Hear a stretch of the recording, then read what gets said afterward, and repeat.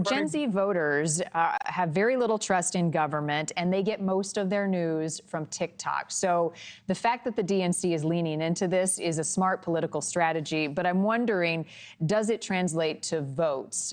We're yet to see that. What do you make of this move and all these influencers?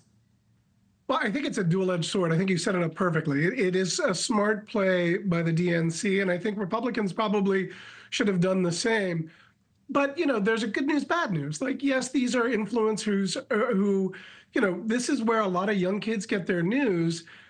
The downside is these influencers don't typically, their goal is to farm engagement. They're not really there to sort of necessarily abide by traditional standards of journalism. So, what they end up saying and the influence that they can put out there isn't necessarily trustworthy. So, I think it's smart from the DNC, but if I'm a reporter and I'm in Chicago and I find out that, some food influencer is getting access to a politician to discuss policy over me, I'm pretty angry. And I suspect we're going to hear a lot more pushback from traditional journalists moving forward. Right. And so I talked to an influencer a moment ago who has about 50,000 followers on TikTok about her responsibility to be factual in her reporting and what she shares with her followers. But the responsibility, one, is on the media, but two, on these political campaigns and how much access they allow and how they police it. It sounds like a difficult job.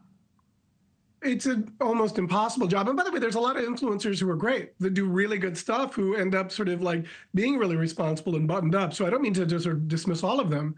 I do know that of the 200 influencers and content creators that are at the DNC, a number of them are there just because of their follower count, and they're not because they are political. There's some literally guys who, review restaurants, and they have big followings. And so will they have the expertise on policy and sort of like minutia? I'm not sure. I will say that I'm stunned. Neither of my sons, I have a 21-year-old and a 17-year-old, neither of them are obsessed with news in the way that I am, thankfully, perhaps.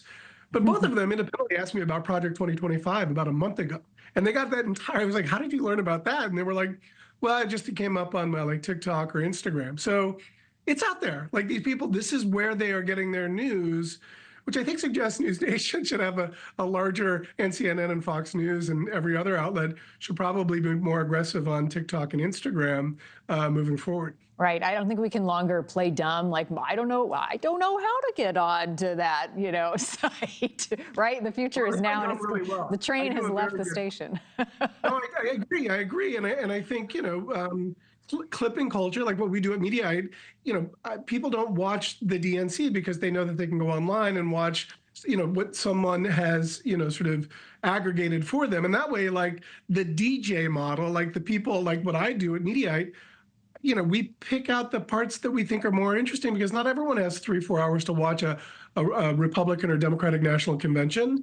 And then so therefore the outlets whose point of view and taste you trust gets the traffic, and that's kind of where the content creators come in. So I do think the DNC is probably wise to do this, but they're opening a Pandora's box that could bite them in the butt. Yeah, I like to curate my home, but curate my news on social media. There's some great challenges that lie within that. Colby, thank you as always. Thank you for watching. Go to newsnationnow.com to find NewsNation on your television provider, and don't forget to click the red subscribe button below to get more of NewsNation's fact-driven, unbiased coverage.